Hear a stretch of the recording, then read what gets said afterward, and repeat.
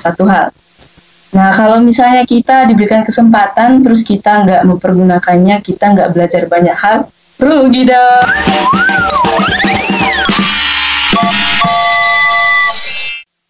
Halo, kembali lagi bersama dengan saya Jenny Gea. Hari ini kita akan berbincang dengan dua teman saya yang baru kembali dari tempat pelayanan tahunan. Kita akan langsung memperkenalkan diri kedua teman saya. Mungkin dimulai dari teman saya yang sebelah kiri. Perkenalkan, nama saya Yanti Pujiro, saya asal Papua. Tempat pelayanan tahunan saya di Kalimantan Barat, tepatnya di Dusun Untang TK El Sadai Terpadu. Oke, terima kasih Kak Yanti. Silakan Kak. Oke, baik, untuk kesempatannya, perkenalkan, nama saya Vera Petiting. Saya juga PPA-nya di Kalimantan Barat. Ya, di Dusun Untang, di TK El Sadai. Oke, terima kasih untuk Kak Yanti dan Kak Vera. Nah Kak, pastinya selama pelayanan ada banyak sekali pengalaman-pengalaman yang sudah Kakak berdua alami. Tentunya hal itu akan memberikan inspirasi bagi Kakak Yanti dan juga Kak Vera. Dan sore hari ini kita mau sharingkan ke teman-teman yang mungkin nanti juga akan menonton video ini. Dan ada adik-adik yang saat ini sedang pelayanan tahunan. Nah, dari pengalaman yang sudah Kak Vera dan Kak Yanti alami, tentunya bisa memberikan semangat untuk teman-teman yang akan menonton video ini. Nah, sebelumnya Kak, sebelum berangkat dan setelah kembali ke tempat ini, tentunya pasti ada yang berbeda. Bagaimana perasaan Kak Yanti dan Kak Vera setelah kembali ke STAK Terpadu Pesat? Silakan Kak Yanti. Oke, ketika saya sampai kembali ke kampus saya sangat senang karena saya bisa kembali ke STAK Terpadu Pesat dengan keadaannya sehat dan juga ada perubahan yang begitu saya dapat kembali ke STAK, dan juga saya kembali ke sini dengan perubahan seperti saya tetap sehat dan juga pertumbuhan saya, berat badan saya juga naik, jadi semuanya sehat. Jadi saya senang kembali ke STAK Terpadu Pesat. Wah, luar biasa sekali ya Kak, ada banyak perubahan tentunya. Ya, kalau Kak Vera silakan Kak, bagaimana perasaannya setelah kembali di STAK? Ya. Oke, kalau dari saya untuk kembali ke tempat ini itu rasa syukur saya itu luar biasa sih. Saya percaya itu semua karena Tuhan ya. Saya percaya itu semua karena Tuhan. Saya diberikan kesempatan oleh STAK Terpadu Pesat bisa pelayanan di Kalimantan Barat. Itu menurut saya kesempatan yang luar biasa yang pada saya. Nah, perasaan saya setelah kembali di sini, saya melihat diri saya bisa melewati selama 1 tahun ya. Kami pelayanan selama 1 tahun. Saya bisa pelayanan dengan pengalaman-pengalaman yang baru, dengan orang-orang yang baru. Menurut saya itu luar biasa sih. Oke, luar biasa sekali ya. Oke Kak, dari apa yang sudah disampaikan berarti ketika berangkat dan kembali ke tempat ini tentunya ada rasa syukur ya yang Kak Vera dan juga Kak Yanti rasakan ketika udah kembali ke tempat ini. Bahkan tadi disampaikan ada banyak perubahan yang ada di STAK gitu ya. Oke, nah mungkin dari apa yang sudah dialami, yang sudah dilewati, yang sudah dirasakan, kurang lebih 1 tahun di tempat pelayanan, tentunya menjadi sesuatu hal yang momen tersendiri, yang menjadi pengalaman tersendiri yang Kak Yanti dan juga Kak Vera alami. Nah, mungkin bisa di-sharingkan Kak, bagaimana pengalaman pelayanan yang kakak-kakak lakukan sehingga itu menjadi satu inspirasi dan menolong Kak Vera dan juga Kak Yanti untuk terus bertumbuh. Mungkin siapa yang duluan? Kak Vera dulu, silakan Ya, Kak. boleh. Ya. Kalau dari saya, Kalimantan Barat belum pernah saya injak selama saya hidup ya. Saya sudah umur 22 tahun dan itu pertama kali saya Kalimantan Barat. Ya, kami berangkatnya pada bulan Mei tahun 2023. Ya, tahun 2023 bulan Mei kami berangkat ke Kalimantan Barat dan puji Tuhan boleh sampai dengan selamat. Dan pengalaman pertama bertemu dengan masyarakat Kalimantan Barat itu pengalaman baru, pengalaman pertama kali waktu kemarin ya. Ya, di sana itu sebenarnya saya banyak pikiran kayak bisa nggak ya? Karena kan belum pernah Kalimantan Barat nih kan, pernah nggak? Ya. Ya, itu kayak bisa nggak ya orangnya kayak mana ya? Kayak mana ya? Bisa nggak sih adatnya kayak mana sih? Budaya kayak mana sih? Gitu. Nah, tapi seiring berjalannya waktu, Tuhan, saya bisa beradaptasi, baik itu anak-anak, baik itu masyarakat, baik itu pelayanan gereja, karena kan waktu di PPL itu kami juga melayani di gereja. Nah, yang saya lihat di sana itu anak-anaknya semangat sih, anak-anaknya semangat. Ya memang waktu awal-awal kita ketemu pasti malu-malu lah ya, anak-anak pasti malu gitu kan, nggak langsung, Bu, ibu dari mana, nama ibu siapa, enggak. Tapi kita yang harus dekati mereka seperti itu. Tapi yang saya perhatikan situ adalah semangat sih, semangat anak-anak. Bagaimana kalau kita buat kegiatan atau waktu kita mengajar, mereka itu kayak antusias seperti itu, antusias. Dan waktu saya ajak anak-anak itu ngobrol, mereka itu kayak punya cita-cita atau mimpi itu besar, besar. Dan itu jadi semangat buat saya. Jadi kalau saya ngeliat anak-anak itu, semangat saya mulai tumbuh lagi, mulai anak-anak yang begitu semangat gitu loh, mengikuti setiap kegiatan yang dilakukan oleh Yayasan Pesat, ya TK yang kami mengajar itu di bawah Yayasan Pesat. Nah, ada kegiatan-kegiatan yang membuat mereka semangat seperti itu. Nah, FC kan ada Future Center. Nah, di Future Center itu ada kelas ISP dari kelas 1 sampai kelas 6. Saya mengajar anak kelas 6. Saya mengajar anak kelas 6. Di situ saya mengajak mereka berbicara. Memang namanya juga mereka kan belum pernah keluar dari Kalimantan Barat. Dan waktu saya bertanya, apa cita-citanya? Apa yang kamu inginkan ke depan? Mereka masih belum ada gambaran seperti itu, belum ada gambaran. Nah, setelah saya menceritakan bagaimana dunia luar, mereka jadi, pengen, maulah kayak gitu. Maksudnya, gimana sih Bu di luar sana? Terus ini ibu udah pernah ke sini, pengalamannya di sini, SMA di sini, terus ibu kuliahnya di Pesat. Nah, orang Jawa tuh gimana sih Bu? Nah, kayak gitu. Jadi mereka itu semangat gitu loh. Sepertinya kalau kita memberikan motivasi dan semangat. Mungkin itu sih inspirasi yang paling besar yang saya dapatkan adalah dari semangat anak-anak. Nah, walaupun mungkin namanya juga kita manusia lah ya, jadi kadang ada masalah, baik itu secara pribadi, baik itu keluarga, baik apa, tapi setelah melihat anak-anak langsung semangat gitu. Mungkin itu sih hal-hal yang luar biasa yang saya dapatkan di Kalimantan Barat, khususnya di Dusun Untang, baik itu TK, baik itu FC, dan juga untuk FC yang NDP kelas SMP sampai SMA itu sih. Semangat anak. Wah, keren ya Kak Vera. Jadi melihat semangat anak-anak yang tadinya Kak Vera ragu-ragu dengan diri sendiri, akhirnya membuat satu statement untuk diri sendiri, melihat semangat anak-anak, akhirnya kayak ada powerful lagi untuk bangkit dan mau melayani setiap anak-anak. Wah, keren. Bagaimana Kak Yanti? Silahkan. Oke, terima kasih. Kalau dari saya, apa yang sudah disampaikan oleh teman saya, pertama kali sampai di Kalimantan Barat itu suatu anugerah dari Tuhan. Sampai di sana bertemu dengan masyarakat, bertemu dengan anak-anak, bertemu dengan orang yang belum pernah saya temui. Saya pertama kali sampai di sana, ya suasananya, kondisinya itu sama seperti Papua, panas. Jadi sampai di sana, apa yang sudah saya bekali dari kampus, ya sampai di sana dikasih pelayanan di gereja, di TK, dan juga bergaul dengan masyarakat. Nah, di situ suatu inspirasi dari saya itu dari gereja dan juga dari masyarakat dan juga dari gereja. Kenapa selalu dikasih tugas untuk melayani dari sekolah minggu sampai ke orang tua. Jadi itu awalnya di sini saya di STAK belum pernah tampil di depan, tetapi sampai di sana dikasih kepercayaan yang luar biasa. Itu suatu anugerah dari Tuhan. Jadi saya bisa melayani masyarakat dan juga bisa selalu memberitakan Injil kepada masyarakat melalui khotbah dan juga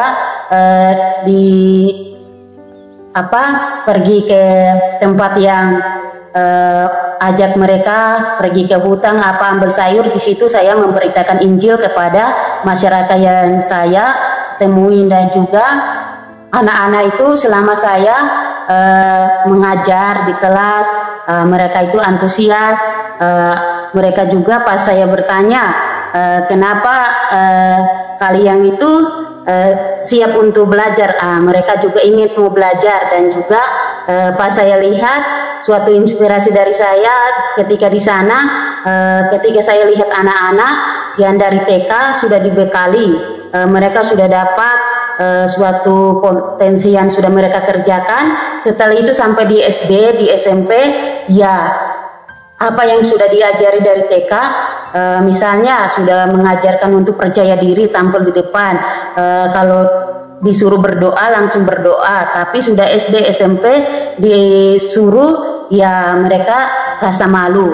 Di situ juga itu suatu sebagai kita pergi pelayanan atau apa, itu tugas yang luar biasa untuk harus kita kerjakan, membekali ketika ada di kegiatan FC, memotivasi mereka untuk tetap percaya diri, memotivasi mereka untuk tetap belajar, memuridkan mereka untuk tetap percaya kepada Tuhan. Karena kalau kita melepaskan mereka dari TK, pastinya sudah lupa apa yang sudah dibekali selama mereka berada di TK.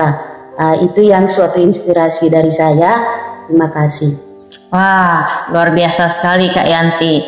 Selain dari Kak Yanti berusaha untuk menahan diri dari keraguan-raguan untuk tidak berani tampil, yang akhirnya Kak Yanti berhasil untuk bisa lebih percaya diri.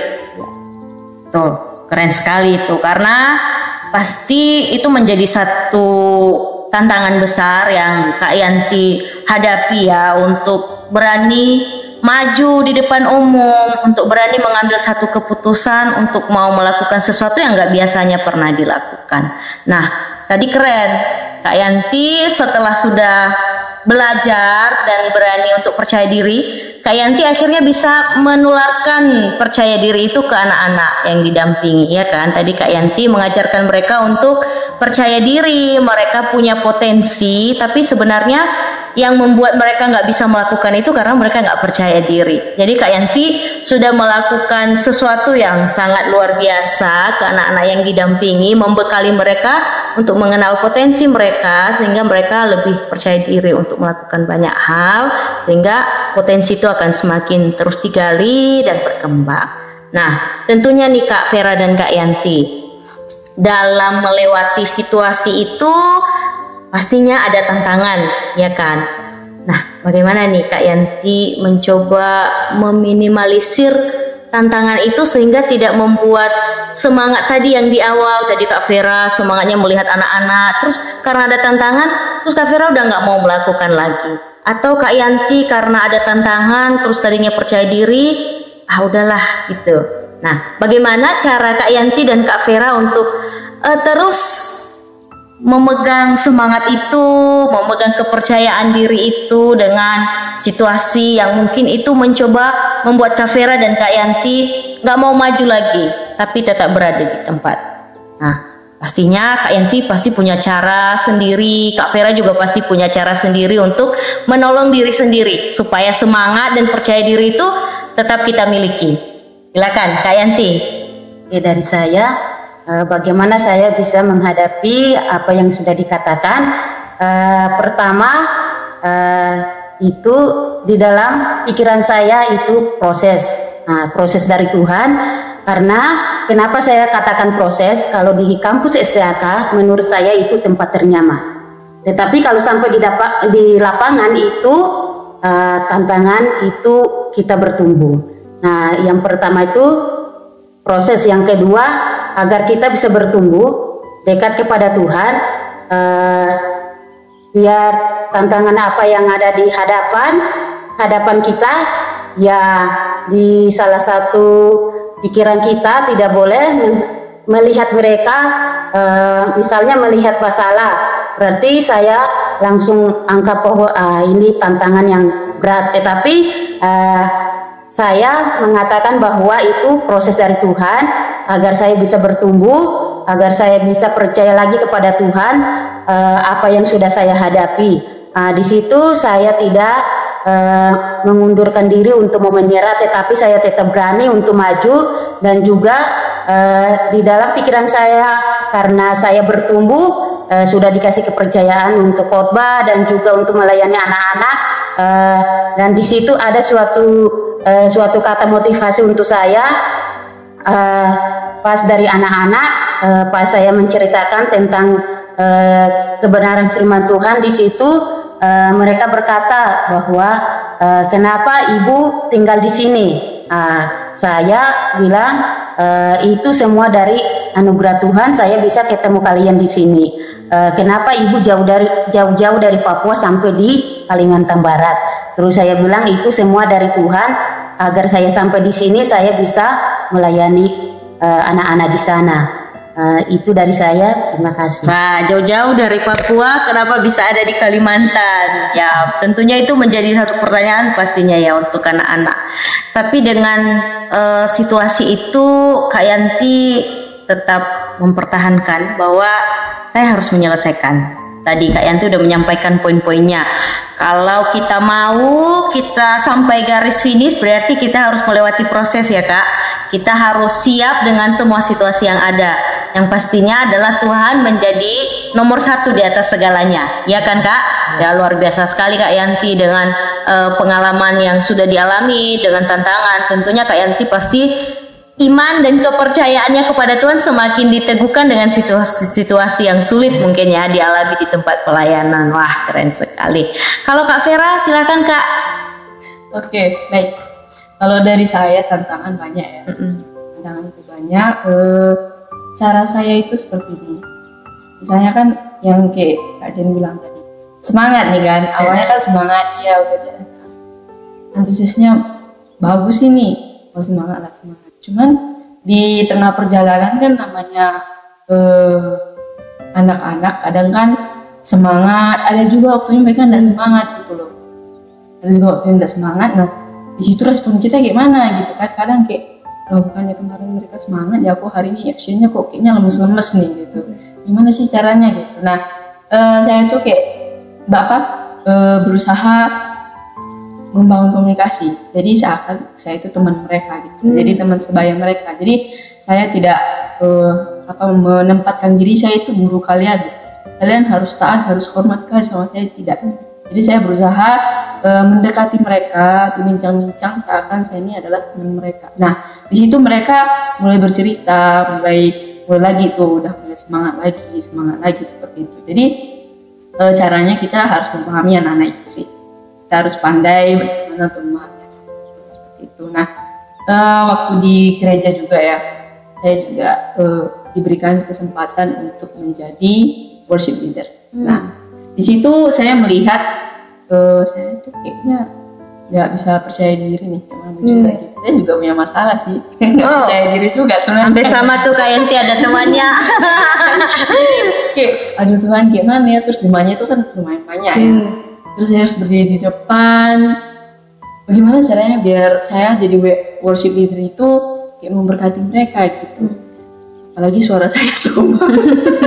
Tapi puji Tuhan, saya kayak percaya gitu kan. Tuhan kalau memang Kau berikan kesempatan kepada saya, pasti Tuhan tolong.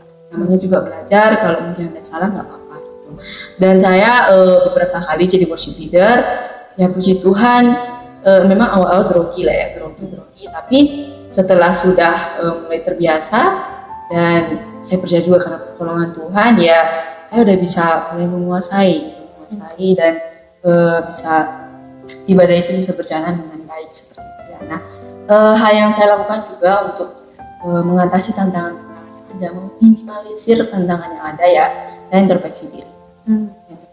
Jadi misalnya tantangan apa sih kayak tadi kan ya, anak-anak nggak semangat gitu kan, nggak mungkin anak-anaknya salah, namanya juga anak capek kan ya dari sekolah. Terus saya itu ikut Vision Center bersama kami seperti itu ya, pasti anak-anak capek lah, terus kadang mereka juga udah kelihatan lemas kayak gitu. Nah caranya gimana cara kita untuk menolong mereka, jangan buat mereka tambah capek lagi.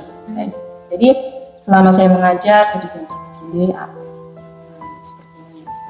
Nah, untuk tantangan di TK, saya ngajar TK juga nih.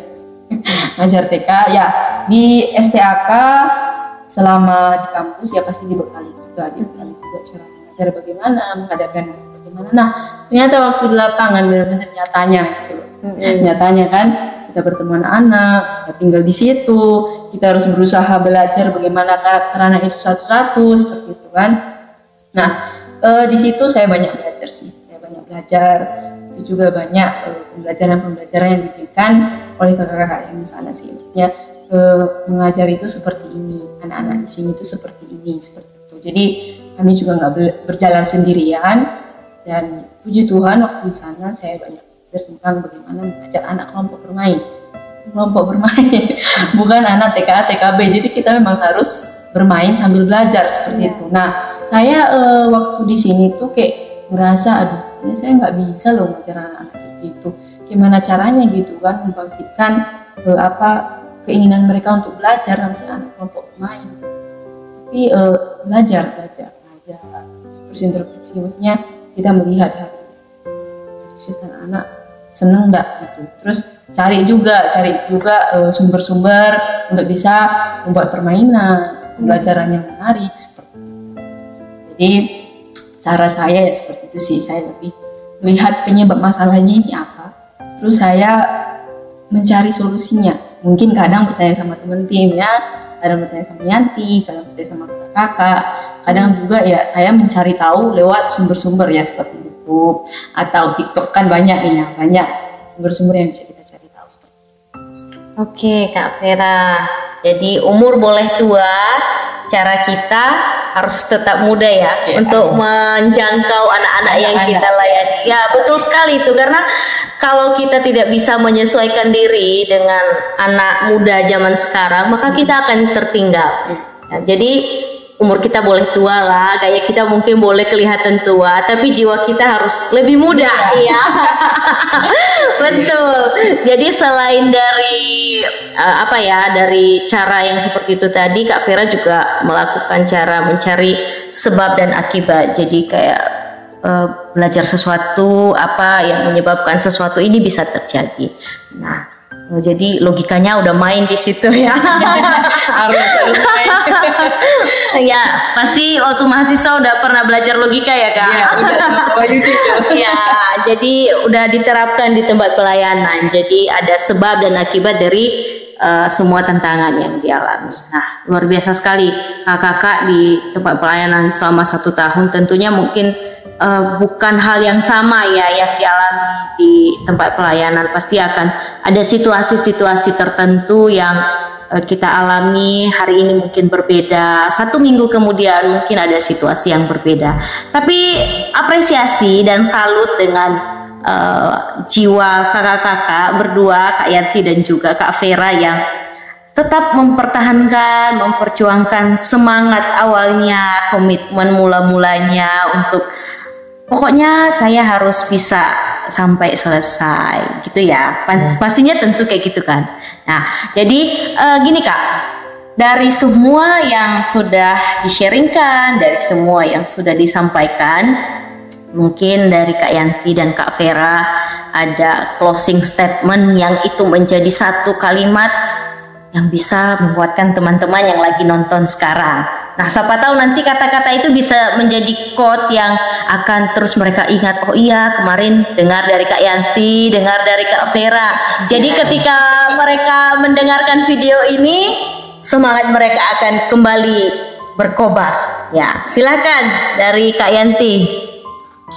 Oke, dari saya kalau sudah sampai di lapangan ya tetap siap untuk melayani anak, dan juga tetap memiliki suatu semangat biar anak-anak juga ikut semangat, dan juga yang ketiga selalu mengandalkan Tuhan. Dari saya. Terima kasih Kak Yanti. Silakan Kak Vera, closing statement. Oke, kalau dari saya, kalau kita diberikan kesempatan, itu memang harus dipergunakan dengan sebaik-baiknya. Karena kalau kita nggak mempergunakan kesempatan itu dengan sebaik-baiknya, nggak ada tuh yang dipelajari. Tapi kalau misalnya kita mempergunakan kesempatan yang diberikan dengan sebaik-baiknya, itu akan membuat kita semakin menambah kompetensi kita, semakin menambah pengetahuan kita pastinya ya. Dan saya bersyukur sekali lagi untuk STAK yang sudah memberikan kesempatan kepada saya dan tim saya untuk bisa melayani di Kalimantan Barat, khususnya di Dusun Untang, di TK Syariah Terpadu dan juga FC yang ada di Untang. Saya benar-benar bersyukur karena lewat kesempatan yang diberikan, saya belajar banyak hal. Dan pemikiran saya juga semakin terbuka selama saya di PPL. Nah, satu hal. Nah, kalau misalnya kita diberikan kesempatan, terus kita nggak mempergunakannya, kita nggak belajar banyak hal, rugi dong. Nah, jadi seperti yang saya bilang tadi, belajarlah banyak hal. Harus bisa belajar karena seperti statement yang saya dengar juga dari orang-orang atau ada satu orang yang saya kagumi ya, dibilang seperti ini. Kita itu hidup, namanya kalau masih tetap hidup itu terus belajar. Jadi bukan berarti kita hidup aja, enggak, itu kita belajar setiap hari. Seperti yang dibilang Kak Jin tadi, mungkin minggu ini berbeda, minggu depan berbeda, minggu depannya lagi berbeda. Bisa signifikan tuh perbedaannya, tapi bagaimana respon kita.